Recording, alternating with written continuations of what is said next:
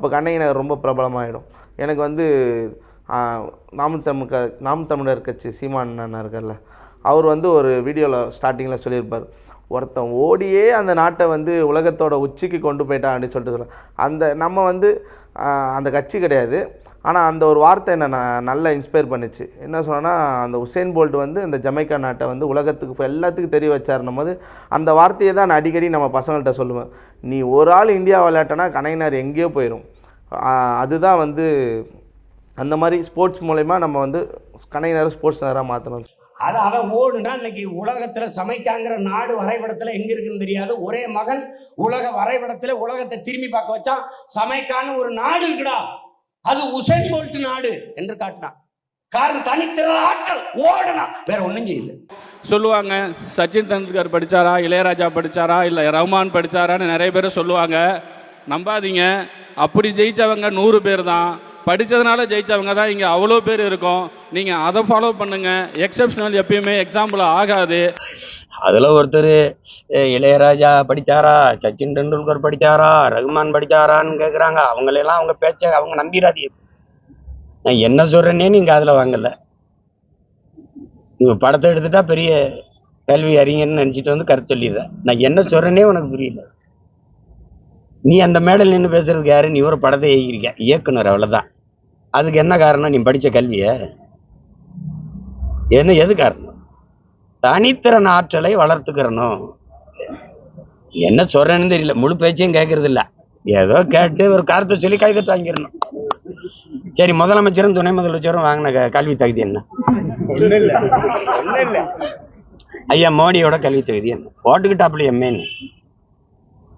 அதான் மகுவா மைத்ரா கேட்குது, உங்க கல்வி சான்றிதழை வெளியிடுங்கன்ட்டு. வெளியிட வேண்டியதானே? சொல்லுங்க. தம்பி உதயநிதியே பேசுறாப்புல, என்னோட வகுப்பு தொடர படித்தாப்புல வக்கீல் ஆயிட்டாப்புலன்னு. நீ படிச்சு வக்கீல் ஆயிட்டா, படிக்காம நான் டிப்டி சீஃப் மினிஸ்டர் ஆயிட்டேன், துணை முதல்வர் ஆயிட்டேன். அதானே அதுக்கு பொருள்? அதானடா தங்கச்சி.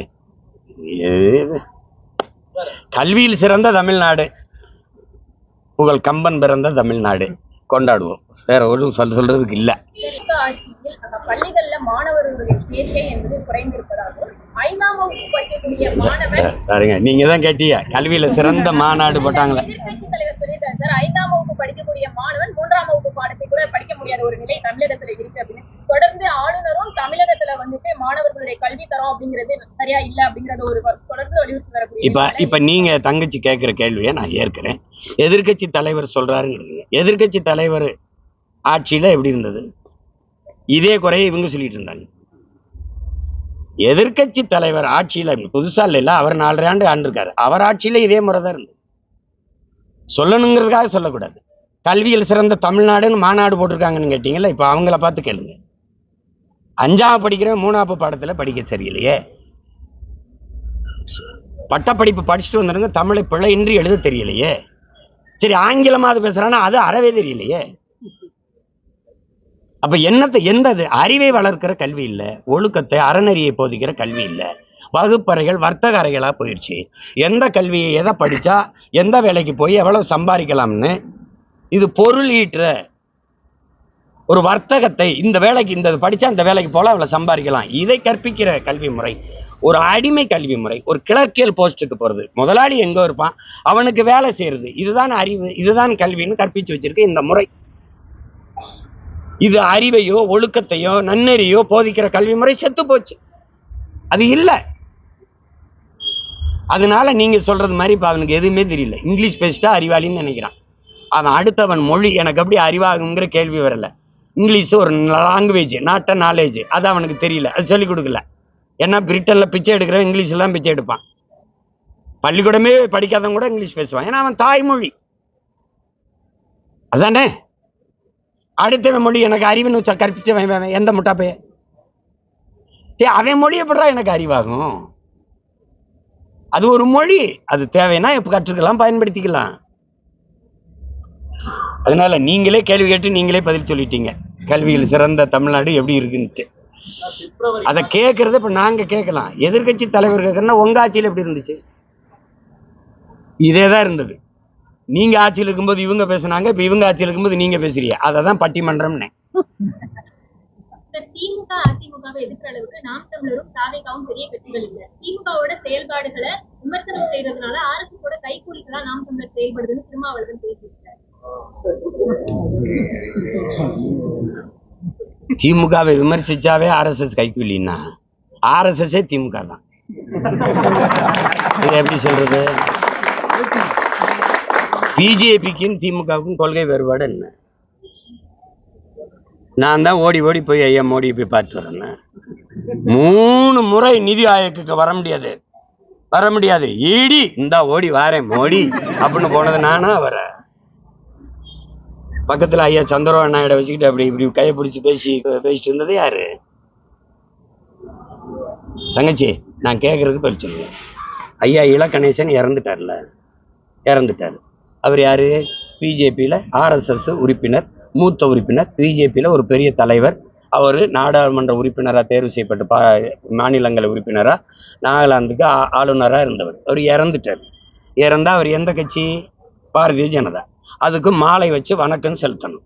இங்கே இந்த மாநிலத்தில் ஒரு தலைவர் இருக்காரா இல்லையா, நயனார் நாகேந்திரன், அவர்கிட்ட கொடுத்து மோடி என்ன சொல்லியிருக்கணும்? ஐயா மோடி பிரதமர் என் சார்பான வணக்கத்தை மலர்மொழி வச்சு நீங்க செஞ்சிருங்க. அது அவருக்கு. இல்ல ஆளுநர் RN ரவி அவங்க ஆளு வச்சிரு. இல்ல தம்பி எல் முருகன், இந்த முருகா வணக்கத்தை வச்சிரு. இல்ல அம்மா நிர்மலா சீதாராமன் அவங்க வரலைன்னா ஐயா மூப்பனாருக்கான வணக்க நிகழ்வு 3 நாள் கழிச்சு வந்தாங்க. அப்ப அன்னைக்கு போய் அம்மா நீங்க போய் உங்க ஊரு நீங்க போய் மரியாதை வச்சுட்டு வந்துருங்க, வச்சிருக்கலாம். இல்ல எதிர்கட்சி தலைவர் அவங்க கூட்டணி வச்சிருக்க தலைவர் ஐயா எடப்பாடிகிட்ட கொடுத்து இந்த மலர் வளையத்தை வச்சு வணக்கத்தை செலுத்துங்கன்னு சொல்லலாம். என் சார்பான வணக்கத்தை இத்தனை வாய்ப்பு இருக்கும்போது நீங்க செலுத்துங்க என்று ஐயா ஸ்டாலின்கிட்ட கொடுத்து செலுத்த சொன்னா யாரு RSS கைக்கூலி? யாரு? இங்க பாருங்க, ஆபரேஷன் சிந்தூர் 1000 கேள்வி கேட்டேன், நான் யார்ட்டையும் பதில் இல்லை. தீவிரவாதி உள்ள நுழையும் போது 200 கிலோமீட்டர் உள்ள வந்து என்ன எங்க பாருங்க தங்கச்சி, விண்ணூர்தியில பயணிக்கும் போது சாதாரணமா விமானம் ஏறி போகும்போது முன்னாடி திரும்ப இப்படி திரும்ப ஆதார காட்டு அதை நீட்டுன்னு சொல்லி சோதிக்கிறேன். நீ ஒரு பயங்கரவாதி ஆயுதத்தோட பார்டருக்குள்ள நுழையும் போது என்ன பண்ணிக்கிட்டு இருந்த? அவன்கிட்ட ஆதார் கேட்காம என்ன பண்ண? அவனை சோதிக்காம என்ன பண்ண? வந்து சுட்டு விளையாடி அவன் காணொலி எடுத்து பேசி போற வரைக்கும் என்ன பண்ண? ஒரு சுற்றுலா தலம் பகல்காமு 30,000 பேர் கூடி கலையிறாங்கிற அவன் வந்து போயிருக்கான். அங்க காவல்துறை இல்லை, துணை அங்க ராணுவம் இல்லை. ஏன் இல்ல? தப்புன்னு சத்தம் கேட்டவன ஏன் வரல? சுட்டுட்டு பண்ண அப்படியே சுத்தி வளைச்சு ரவுண்ட் பண்ணி அவனை தப்பிக்க விடாம ஏன் தாக்கி அழிக்கல? எப்படி தப்பிக்க விட்ட? 10 நாள் கழிச்சு ஆபரேஷன் சிந்தூர்னு போறது எடுக்கிற. யாரு மேல? மக்கள் மேல. சிந்து நதியை உள்ள விட மாட்டேங்கிற. சிந்து நதி ஒண்ணுதான் இந்தியாவுக்குன்னு வருதா? சண்டை போட்ட எல்லாம் போட்டு இந்த மக்கள் மேல் தாக்குதல் நடத்தினதுக்கு முதல்ல அதை பாராட்டி பேரணி நடத்தின மகான் யாரு? பாரதிய ஜனதா ஆளுகிற மாநிலங்களின் முதலமைச்சர் கூட போகல. கொடியை பிடிச்சுக்கிட்டு எல்லா கட்சியும் கூட்டிக்கிட்டு இந்த வீதியில நடந்து போன பெருமகன் யார்? உங்க RSS கைக்கூலி தான். அதுக்கப்புறம் தான் டெல்லி முதல்வரே போனாங்க.